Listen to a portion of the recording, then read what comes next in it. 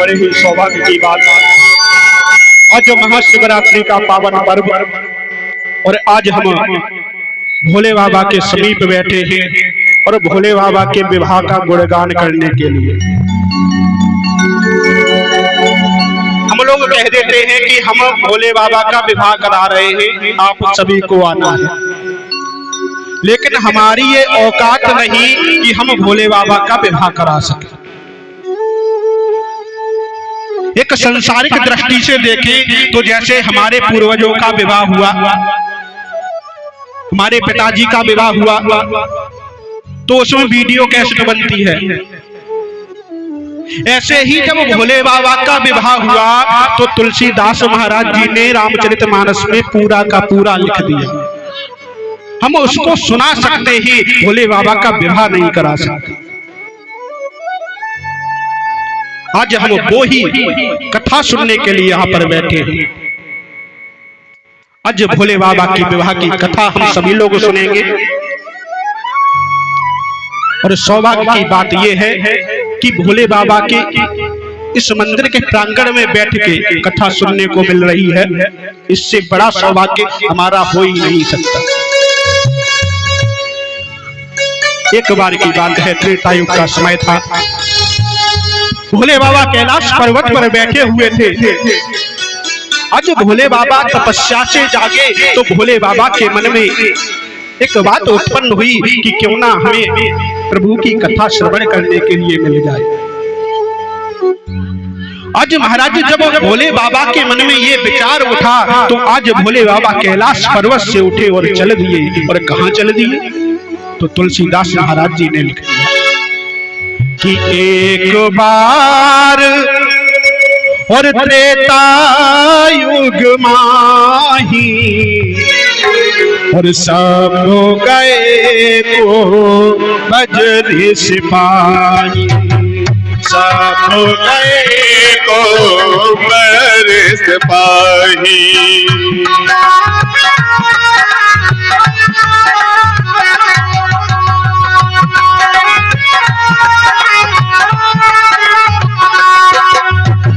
त्रेता युग का समय है।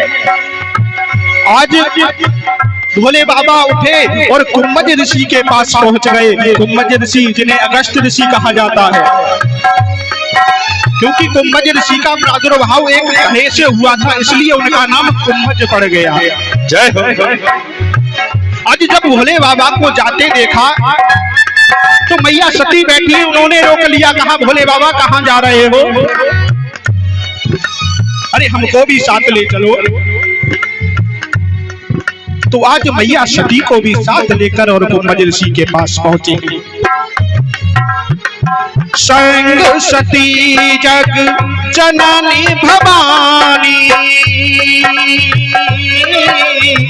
पूजे ऋषि अखिलेश्वर जानी। राम सिया राम जय जय राम। राम सिया राम जय जय राम।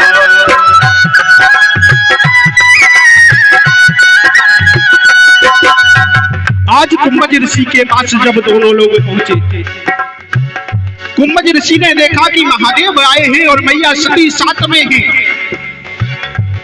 तो आज कुंभज ऋषि अपने आसन से खड़े हो गए और जाकर के महादेव को प्रणाम किया।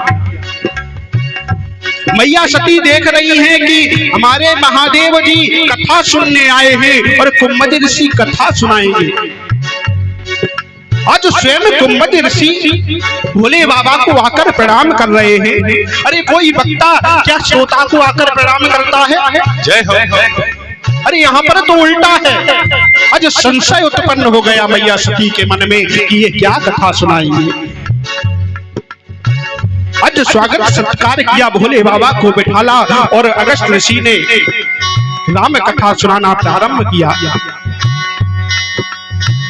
राम कथा मुनि बरजु बखानी सुनी महेश परम सुख मानी। राम सिया राम जय जय राम। राम सिया राम हर्ष पूछे हगवदन सुहाई कही सर्व अधिकारी पाल कहत सुनत रघुपति गुण गाथा कछ दिन कहाँ रहे मुनि माता मुनि संग विदा मांग त्रिपुरारी जय हो चल भवन तन से कुमारी राम सिया राम जय जय राम राम सिया राम जय जय राम। आज महाराज जब कुंभज ऋषि ने महादेव को कथा सुनाई, मैया सती वहां पर बैठी हैं, मन में संशय है कि ये क्या कथा सुनाएंगे। अरे इन्होंने तो स्वयं आके भोले बाबा को प्रणाम किया है। अरे ये कथा तो मेरे महादेव के मन से उत्पन्न हुई है। आज मैया सती ने वहां पर कथा नहीं सुनी। आज जब कथा पूर्ण हुई, भोले बाबा ने कथा के उपरांत कुंभज ऋषि को दक्षिणा भेंट की। दक्षिणा के रूप में आज भोले बाबा ने प्रभु राम की भक्ति कुंभज ऋषि को प्रदान की। और महाराज कहा भी जाता है, अगर कहीं भी कथा सुनने जाते हो तो कथा के बाद कुछ ना कुछ अवश्य दक्षिणा के रूप में देना चाहिए। जरूरी नहीं कि धन ही हो, आप एक पुष्प उठा लो, पुष्प समर्पित कर दो, क्योंकि उस कथा का फल तभी आपको मिलता है जब कथा के उपरांत कुछ ना कुछ भेंट कर दो कथा सुनाने वाले। आज भोले बाबा ने कुंभज ऋषि को राम की भक्ति प्रदान की। और जब वहां से विदा मांगी कुंभज ऋषि से, वहां से चले महादेव, तो आज मन में एक बात और उत्पन्न हो गई। आज भोले बाबा मन में सोचने लगे कि हमने जिसकी कथा सुनी, क्यों ना अब उनके दर्शन हो जाएं तो हमारी कथा सुनना सफल हो जाएगा। जय हो। और आजकल महाराज हम कथा सुनने जाते हैं कहीं पे, कथा सुन नहीं पाएंगे तब तक मन में कई प्रश्न हो जाएंगे कि हमने कथा सुनी, हमारा बालक हाई स्कूल में है, महाराज फर्स्ट डिवीजन बन जाए, हमारे पति नौकरी करते हैं उनका प्रमोशन हो जाए।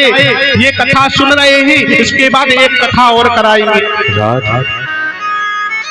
लेकिन महाराज कथा सुनने का, कथा कराने का फल ये कतई नहीं है कि हमारे मन में जो मनोकामना है वो पूर्ण हो। कथा सुनने का फल है तो ये है, अगर मांगना है तो ये मांगो कि जिसकी हम कथा सुन रहे हैं वो ही हमें मिल जाए। अगर हमने भगवान से भगवान को ही मांग लिया और भगवान हमें मिल गए तो जीवन में कभी कुछ मांगने की आवश्यकता नहीं होगी। लेकिन महाराज कलिकाल है, अनेकों कल्पनाएं चलती रहती हैं मन में। आज भोले बाबा ने कथा सुनने के बाद अपने मन में ये विचार किया कि क्यों ना हमने जिनकी कथा सुनी है उनके दर्शन हो जाए।